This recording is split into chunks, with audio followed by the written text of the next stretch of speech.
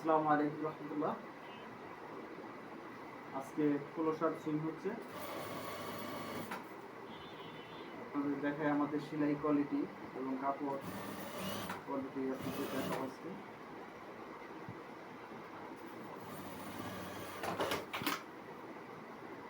Digital প্রিন্টের sublimation print যেটাকে বলে আর কি, সাবলিমেশন প্রিন্ট হয়ে আসছে। এখন সুইং হচ্ছে।